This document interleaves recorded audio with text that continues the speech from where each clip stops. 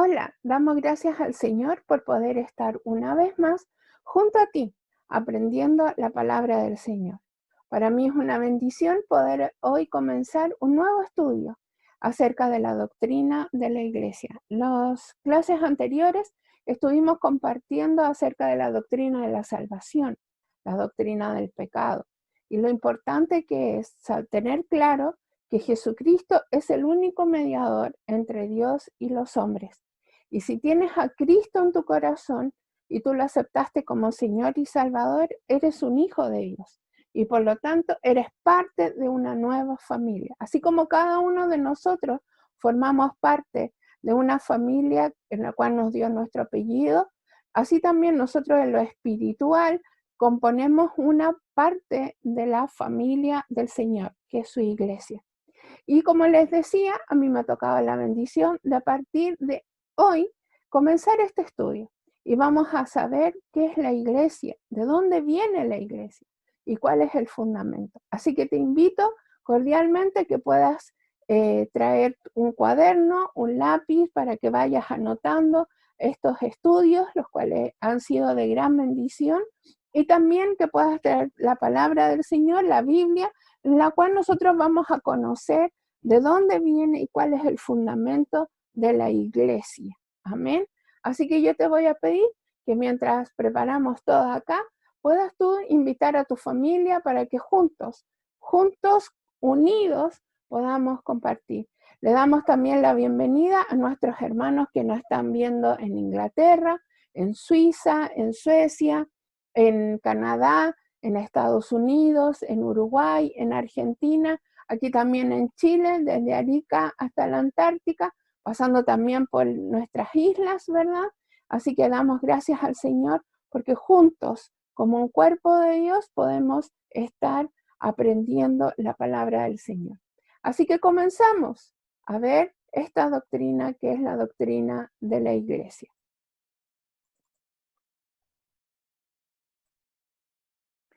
Te voy a pedir que allí donde tú estás, te pongas cómodo y vamos a conocer acerca de la iglesia. La iglesia, como aparece allí, vamos a ver en estos estudios que comenzamos hoy, ¿cuál es la iglesia? ¿Quiénes son la iglesia? ¿Quiénes son sus miembros? También vamos a aprender acerca de la misión y hacia dónde Dios nos manda trabajar. Conocemos y nombrábamos muchos lugares donde tenemos hermanos nuestros. Ellos también son parte de la iglesia. Amén. Le voy a pedir que allí en Mateo capítulo 16, los versículos 13 al 18, podamos leer juntos. Mateo capítulo 16, versículos 13 al 18.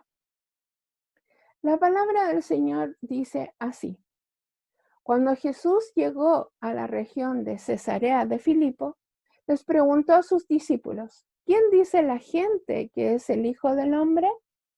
Bueno, contestaron, algunos dicen Juan el Bautista, otros dicen Elías y otros dicen Jeremías o algún otro profeta. Entonces les preguntó, ¿y ustedes? ¿Quién dicen que soy? Simón Pedro contestó, tú eres el Mesías, el Hijo del Dios viviente. Jesús respondió, bendito eres, Simón, hijo de Juan, porque mi Padre que está en el cielo te lo ha revelado. No lo aprendiste de ningún ser humano. Ahora te digo que tú eres Pedro, que significa roca, y sobre esta roca edificaré mi iglesia y el poder de la muerte no la conquistará. Esta es la versión NTV. Sobre la verdad que Jesús es el Mesías, el Hijo del Dios viviente, es sobre la cual fue edificada la iglesia. Ni la muerte ni el Hades van a prevalecer contra esa verdad. Nosotros vemos y hemos escuchado durante mucho tiempo que Jesús dijo que sobre la roca, sobre Pedro, iba a edificar la iglesia. Pues no es así. sobre la verdad que Jesús es el Mesías, el Hijo del Dios viviente, es donde se iba a fundamentar y donde iba a ser edificada. En esta roca, en esta verdad, iba a ser edificada la iglesia. Y ni la muerte ni el Hades van a prevalecer contra esta verdad. ¿Cuál verdad? Que Jesús es el Mesías, el Hijo del Dios viviente. Y esa es sobre la cual la iglesia está fundamentada. Y eso aparece, como veíamos, en Mateo capítulo 16. La iglesia. Nosotros al leer el versículo anterior, podemos sacar por conclusión y podemos aprender también que todas las personas que han puesto su fe en Jesucristo como el único mediador y salvador de sus pecados, la iglesia está compuesta por todas estas personas. Personas que nosotros no conocemos y que están en el mundo entero. Como por ejemplo en la tribu Masái allá en África. Allí también tenemos hermanos nuestros que están sirviendo a Dios y le están alabando y le están adorando. Le damos gracias al Señor por ellos. Y así en lugares que nosotros no sabemos, la palabra del Señor se está llevando. Y eso es una tremenda bendición. Y ellos son nuestros hermanos. Ellos forman parte de la iglesia. Así como usted está allí en Londres, o tal vez está en Canadá, o Estados Unidos, o está aquí en Villa Alemana. También usted forma parte de la iglesia. Todas las personas que han puesto su fe en Jesucristo como el único mediador y salvador de sus pecados. Ellos son la iglesia. Para tener más claro esto, la iglesia la componen todas las personas, pero existen denominaciones. La Asamblea de Dios, la Iglesia Cristiana Pentecostal, la Iglesia Metodista Pentecostal, la Iglesia Evangélica Pentecostal, la Iglesia Bautista, la Iglesia Metodista, la Iglesia Pentecostal, la Iglesia Ejército de Salvación y otras. Esas son denominaciones, son parte de la iglesia, pero nosotros al nombrar una no estamos incluyendo a todas las demás. Forman parte de la iglesia. Eclesiología viene del griego eclesia, que se convirtió a su vez en el latín ecclesia y que simplemente significa una reunión de gente. La Septuaginta, que es una versión de la Biblia, utiliza eclesia para traducir en griego la palabra hebrea kahal, que significa congregación, asamblea, compañía o cualquier otro cuerpo organizado. Así que ya aprendimos hoy que la eclesiología, viene del griego eclesia, que significa reunión de gente. ¿Cuál es la principal razón de la iglesia, de este cuerpo en todo el mundo? Ser una agencia de Dios para la evangelización del mundo. Y esto lo encontramos como textos bases en Hechos capítulo 8 y en Mateo capítulo 28 del 19 y 20. En Hechos capítulo 1, versículo 8, dice así la palabra del Señor. Pero recibiréis poder cuando haya venido sobre vosotros el Espíritu Santo, y me seréis testigos en Jerusalén, en toda Judea, en Samaria y hasta lo último de la tierra.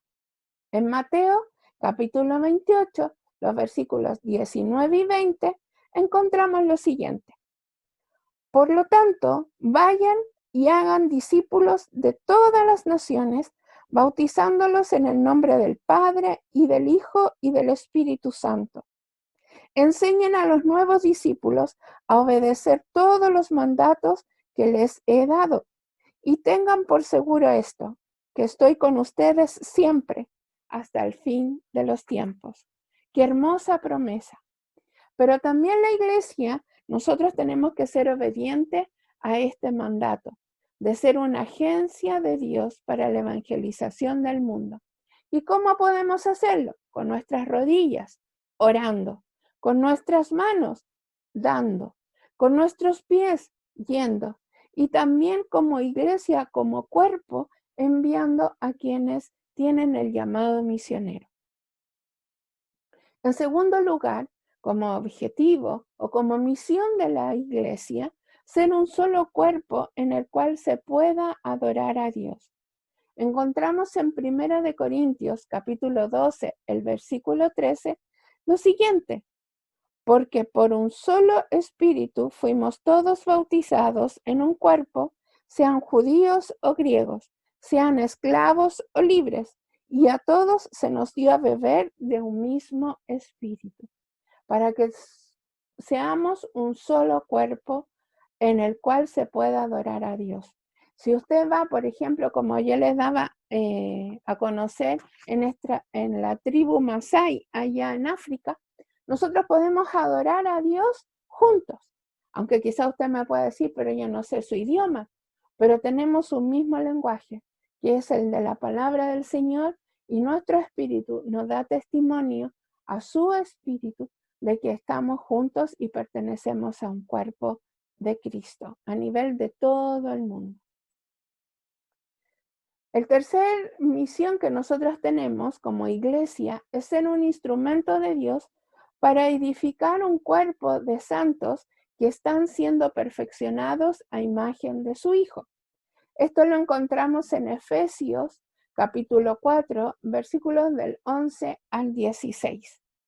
La palabra del Señor dice así: y él mismo constituyó a unos apóstoles, a otros profetas, a otros evangelistas, a otros pastores y maestros, a fin de perfeccionar a los santos para la obra del ministerio, para la edificación del cuerpo de Cristo, hasta que todos lleguemos a la unidad de la fe y del conocimiento del Hijo de Dios, a un varón perfecto, a la medida de la estatura de la plenitud de Cristo, para que ya no seamos niños fluctuantes, llevados por doquiera de todo viento de doctrina, por estratagema de hombres que para engañar emplean con astucia las artimañas del error, sino que siguiendo la verdad en amor, crezcamos en todo, en aquel que es la cabeza, esto es Cristo, de quien todo el cuerpo, bien concentrado y unido entre sí por todas las coyunturas que se ayudan mutuamente, según la actividad propia de cada miembro, recibe su crecimiento para ir edificándose en amor. Nosotros tenemos que ser un instrumento de Dios y tenemos que edificarnos. Y allí, en la imagen que usted ve un grupo de hermanos y hermanas orando al Señor antes de comenzar un estudio bíblico. Cada uno tiene su labor dentro de la iglesia. Y más adelante vamos a ver que pertenecemos a un cuerpo. Y así también es conocida la iglesia. Y en un cuerpo nosotros tenemos muchos miembros. Tenemos, ¿verdad?, el corazón, tenemos nuestras manos, tenemos nuestros pies. Así también tenemos nuestros huesos, nuestros músculos, las coyunturas. Y tenemos también una cabeza. Y en este cuerpo espiritual, nuestra cabeza es Cristo, es quien gobierna la iglesia. Amén. Y es quien nosotros podemos recibir la enseñanza de su palabra. Y nosotros también tenemos a hermanos que son evangelistas, otros son profetas, otros son misioneros, otros son pastores y maestros que nos enseñan la palabra del Señor. Y juntos vamos creciendo, juntos nos vamos fortaleciendo. ¿Para qué? Para que seamos perfeccionados a imagen de Cristo. Pues bien, nosotros hemos visto la misión o los objetivos de la iglesia. ¿Quién es la iglesia? Pero la iglesia tiene una historia y en esta parte vamos a conocer parte de esa historia. No vamos a ir en profundidad en la historia de la iglesia porque es muy larga y tendríamos prácticamente todo el resto del año para poder juntos aprender acerca de la historia. Pero vamos a verlo de forma superficial para que lo tengamos claro y veamos en dónde nos encontramos hoy. ¿Cuál es el origen? de la iglesia. Pues bien, la palabra del Señor, como leíamos en Hechos capítulo 8, ahí es el inicio de la iglesia. Dice, pero recibiréis poder cuando haya venido sobre vosotros el Espíritu Santo, y me seréis testigos en Jerusalén, en toda Judea, en Samaria y hasta lo último de la tierra. Allí comienza ya en forma visible la iglesia de Cristo. Cuando los discípulos, ¿verdad? Y ya desde ese momento comienzan a llamarse apóstoles, reciben el poder del Espíritu Santo en sus vidas y fueron como llamas de fuego que descendieron, ¿verdad? Un viento recio entró a ese lugar y los bautizó y les entregó el poder. Pero luego pasaron los años, ¿verdad? Y vemos que el Imperio Romano también en ese lapso quiso perseguir a la iglesia y quiso destruir la enseñanza de Jesucristo. Y llegamos a la Edad Media, en donde el papado trató de ejercer su autoridad sobre los reyes y cobraban coimas y cobraban dinero para que los pecados de las personas fuesen perdonados. Pero de ahí venimos a conocer la Reforma, en donde nosotros conocemos a Martín Lutero, que puso las 95 tesis allí en la puerta de la iglesia. Y ellos, estos reformadores, vieron a Cristo como la verdadera cabeza de la iglesia y no el Papa. Y de ahí comenzó esta reforma, en donde pasaron muchos años y siglos, ¿verdad?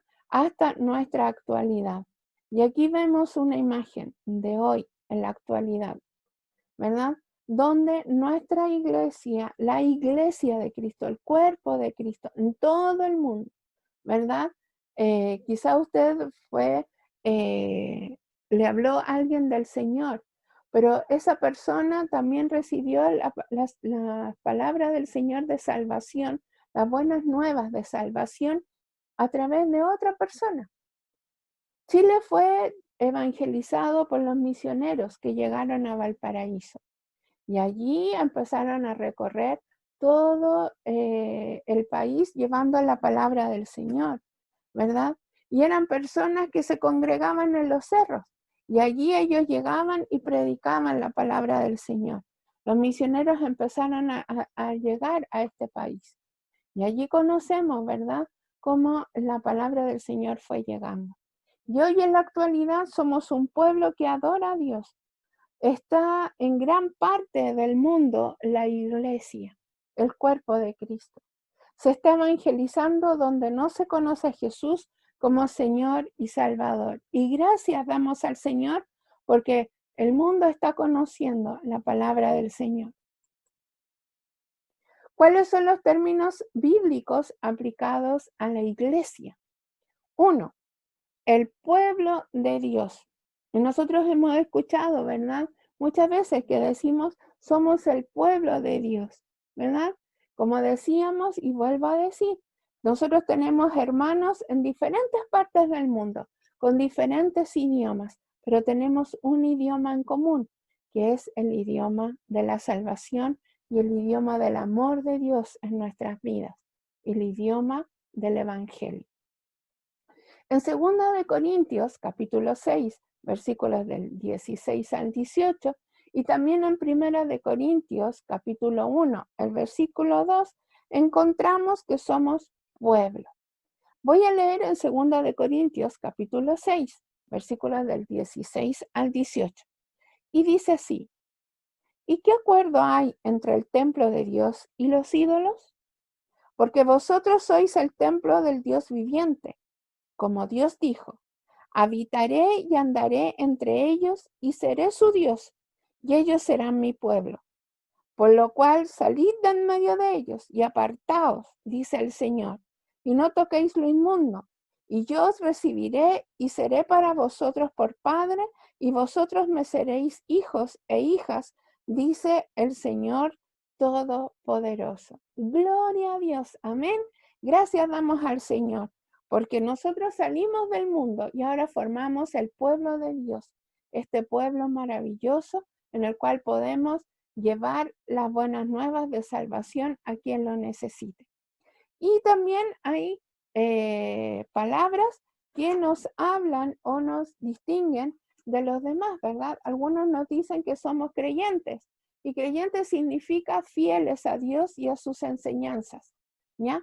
También encontramos que nos decimos hermanos porque pertenecemos a una familia, ¿verdad? A una familia espiritual. Allí en Primera de Juan, capítulo 13, Primera de Juan, capítulo 3, versículos 13 al 16, encontramos lo siguiente. Así que, amados hermanos, no se sorprendan si el mundo los odia. Si amamos a nuestros hermanos creyentes, eso demuestra que hemos pasado de muerte a vida. Pero el que no tiene amor sigue muerto. Todo el que odia a su hermano, en el fondo de su corazón es un asesino. Y ustedes saben que ningún asesino tiene la vida eterna en él. Conocemos lo que es el amor verdadero, porque Jesús entregó su vida por nosotros, de manera que nosotros también tenemos que dar la vida por nuestros hermanos. Somos hermanos, pertenecemos a esta bella familia que fuimos adoptados, ¿verdad? Por tener a Cristo en nuestro corazón y somos adoptados en el pueblo de Dios. También nosotros tenemos y nos decimos que somos discípulos, ¿verdad? Que porque aprendemos del Maestro. Y allí en Juan capítulo 8, los dos versículos 31 y 32, dice lo siguiente.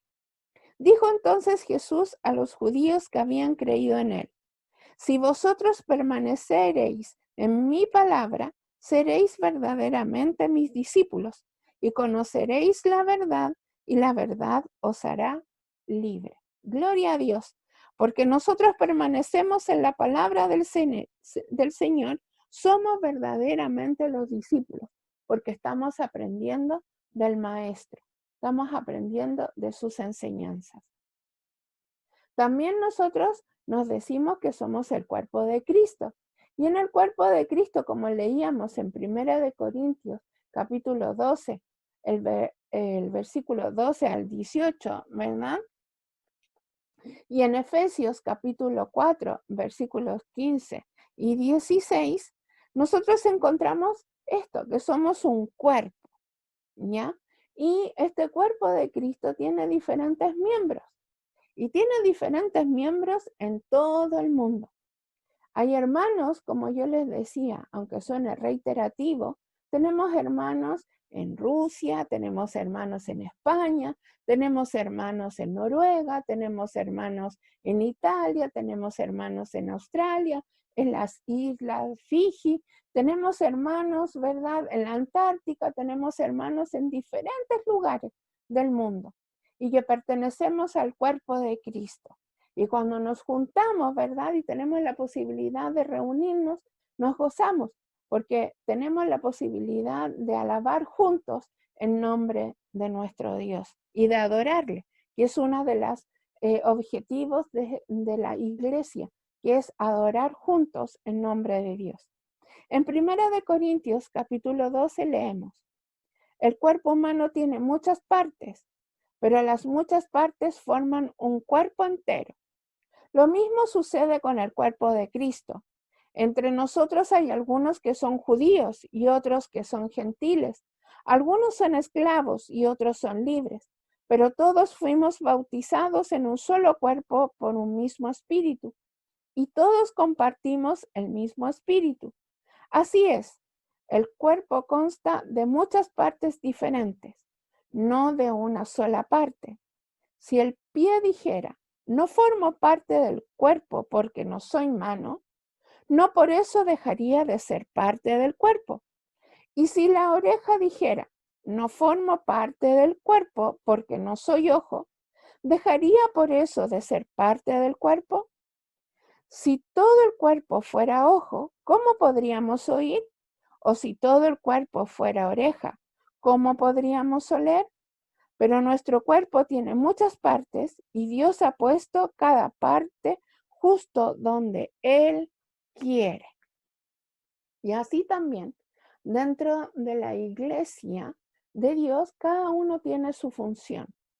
Algunos son maestros, otros son pastores y maestros, otros son profetas, otros evangelistas, otros misioneros, otros tienen el don de la música, que nos ministran a través de la alabanza y nos llevan a adorar a nuestro Dios. Otros tienen la capacidad de administrar, de llevar las finanzas, de poder juntos trabajar como cuerpo, ¿verdad? Y también podemos servir a Dios así. Otras imágenes. Encontramos también otros ejemplos de iglesia, que somos sacerdocio de creyentes. En Primera de Pedro, capítulo 2, versículos 5 y 9, nos dice así. El versículo 5. Vosotros también, como piedras vivas, sed edificados como casa espiritual y sacerdocio santo para ofrecer sacrificios espirituales aceptables. El versículo 9 nos dice, mas vosotros sois linaje escogido, real sacerdocio, nación santa, pueblo adquirido por Dios, para que anunciéis las virtudes de aquel que os llamó de las tinieblas a su luz admirable. Y en este versículo me quiero detener un poco. Mas vosotros sois linaje escogido. Tú que nos estás viendo o nos estás escuchando en estos momentos y eres parte de este cuerpo, eres parte de la iglesia, tú eres un linaje escogido, eres un real sacerdocio, tú eres una nación santa, un pueblo adquirido por Dios. Por lo tanto, lo que nosotros debemos hacer es anunciar las virtudes de aquel que nos llamó de las tinieblas a su luz admirable. Esa es la función que tú tienes en este mundo, de ser una nación santa. No te mezcles con el mundo, porque ya no te corresponde, sino que anuncia las virtudes de aquel que nos llamó de las tinieblas, ¿verdad? También otro ejemplo que aparece en la Biblia, o otra imagen, es la desposada de Cristo, la esposa de Cristo. En Efesios, nosotros encontramos en Efesios 5, el versículo 23 al 32, encontramos lo siguiente. Vamos a buscarlo. Búscalo por mientras, así como lo estoy buscando yo. En Efesios capítulo 5, versículos 23 al 32. Maridos, amad a vuestras mujeres, así como Cristo amó a la iglesia y se entregó a sí mismo por ella, para santificarla, habiéndola purificado en el lavamiento del agua por la palabra, a fin de presentarla a sí mismo una iglesia gloriosa que no tuviese mancha ni arruga ni cosa semejante, sino que fuese santa y sin mancha. Así también los maridos deben amar a sus mujeres como a sus mismos cuerpos. El que ama a su mujer, a sí mismo se ama, porque nadie aborreció jamás a su propia carne, sino que la sustenta y la cuida, como también Cristo a la iglesia, porque somos miembros de su cuerpo, de su carne y de sus huesos. Por esto dejará el hombre a su padre y a su madre, y se unirá a su mujer, y los dos serán una sola carne. Grande es este misterio, mas yo digo esto respecto de Cristo y de la iglesia.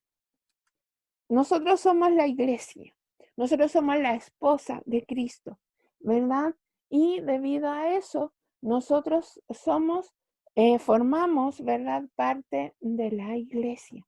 Y qué hermoso que a nivel de iglesia, a nivel de cuerpo, ¿verdad? Cristo nos amó tanto que dio su vida por ti y por mí y por todo el mundo y por todos nuestros hermanos que se encuentran en este mundo. Allí en Efesios, vemos también en rebaños del buen pastor. En Juan capítulo 10, versículos del 1 al 18, nos habla acerca de los rebaños del buen pastor, que Cristo es nuestro pastor. También somos del rebaño del buen pastor. Ahora vamos a leer, y para ya ir finalizando este estudio acerca de la iglesia, que es la introducción, vamos a leer en Juan capítulo 17, del versículo 20 al 23. Te voy a pedir que tú busques la palabra del Señor allí en la Biblia y juntos podamos leerlo. Es un hermoso versículo, que Jesús allí en Getsemaní ya estaba orando por nosotros, por su iglesia, por quienes íbamos a llegar a conocer a Cristo. Dice así la palabra del Señor: no te pido solo por estos discípulos, sino también por todos los que creerán en mí por el mensaje de ellos. Te pido que todos sean uno, así como tú y yo somos uno. Es decir, como tú estás en mí, Padre, y yo en ti, y que ellos estén en nosotros, para que el mundo crea que tú me enviaste. Les he dado la gloria que tú me diste, para que sean uno, como nosotros somos uno. Yo estoy en ellos y tú estás en mí. Que gocen de una unidad tan perfecta en el mundo, tan perfecta que el mundo sepa que tú me enviaste y que los amas tanto como me amas a mí. Qué hermosa palabra del Señor y qué hermoso versículo nosotros podemos tener acerca de esto, de que nosotros formamos parte de la familia del Señor. Y qué hermoso poder juntos estar donde estemos, estar donde usted está en estos momentos. Yo acá ahora me encuentro en Villa Alemana, pero tal vez usted se encuentra, no sé, en Canadá, en Estados Unidos, o allí en Londres, o en Argentina, o en Suiza, o en Suecia, o en Uruguay, o donde quiera que usted nos esté viendo. Usted forma parte y somos un cuerpo. Y Jesús, antes de morir, le pidió al Padre en esta oración que fuésemos uno y que como cuerpo pudiésemos ser llenos de la presencia del Espíritu Santo. Es hermoso ver cómo Jesús, antes de morir, estaba muy preocupado acerca de usted y de mí y de su iglesia en todo el mundo, y que fuésemos uno. Y qué hermoso poder hoy saber de que a través de estas líneas, de estas vías, ¿verdad?, que nosotros tenemos, que es tan accesible en estos momentos, podamos aprender juntos y podemos unirnos juntos para aprender, aunque suene redundante, y poder estar orando los unos por los otros. Y en este momento yo te voy a pedir que tú allí donde estés, cierres los ojos. Vamos a darle gracias al Señor por pertenecer a esta familia, a esta iglesia en todo el mundo. Gracias damos al Señor. Te voy a pedir que tú allí donde tú estés, cierres tus ojos. Vamos a orar al Señor. Padre Celestial, gracias te damos, Dios, por tu palabra, por enseñarnos, Señor, de que somos un cuerpo, de que delante de ti no existen denominaciones, sino que somos un solo cuerpo. Somos tu esposa, somos un pueblo, somos un rebaño, somos un grupo de sacerdotes que oramos, clamamos, adoramos tu nombre y somos una nación santa. Somos un pueblo adquirido por ti, oh Señor, allí en la muerte de la cruz del Calvario. Cuando tú resucitaste, te damos gracias, oh Dios, por tu Espíritu Santo, porque nos ha llenado con este poder para poder anunciar las virtudes de Jesucristo en este mundo que tanto lo necesita, especialmente en este tiempo. Gracias te damos, Dios, por la tremenda bendición de pertenecer a esta familia. Y te pedimos por aquellos que aún no te conocen. Te pedimos también por sus almas y las reclamamos para ti, oh Dios. que ellos puedan llegar al conocimiento pleno de Jesucristo y puedan ser parte de esta hermosa familia, que no importa el idioma, no importa la distancia, no importa, Señor, los países donde se encuentren, podemos estar juntos, orando delante de ti como cuerpo. Gracias te damos, Dios, en el nombre de Jesús. Y damos gracias al Señor por comenzar este estudio de la doctrina de la iglesia, que nos va a enseñar cuán importante y fundamental es ser parte de esta familia que es la iglesia. Y yo te voy a invitar en esta hora que tú escuches la siguiente alabanza y pienses en aquellos hermanos que están en Rusia, que estén en África. Yo te pido que en estos momentos tú pienses en aquellos hermanos, niños que están en la tribu Masái, allí en África, que están en estos momentos adorando al mismo Dios, a tu Dios y a mi Dios, y están dándole gracias al Señor. Te voy a compartir el siguiente video y con esto terminamos. Y yo te pido que mientras alabas al Señor, pienses en aquellas personas y en aquellos hermanos que están en diferentes partes del mundo, incluso están hospitalizados. Yo te pido que tú escuches la siguiente alabanza y la vamos a compartir hoy.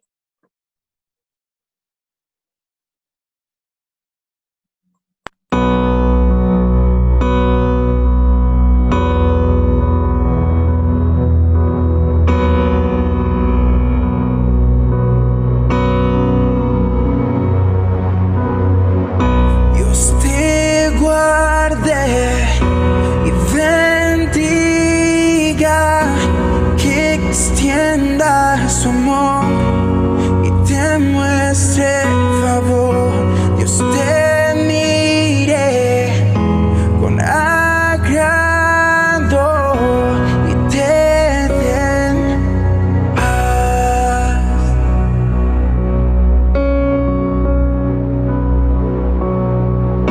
Dios te guarde y bendiga, que extienda su amor y te muestre favor. Dios te mire con agrado y te den paz.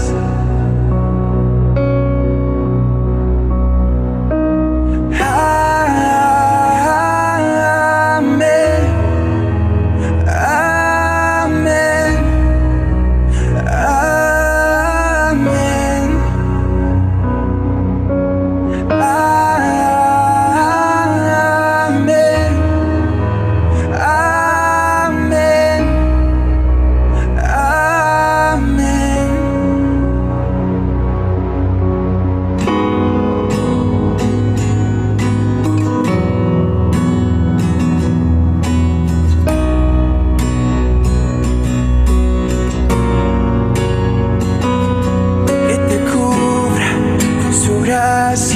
Hasta 1000 generaciones, tu familia, tus hijos y los hijos de tus hijos, que te cubra con su gracia.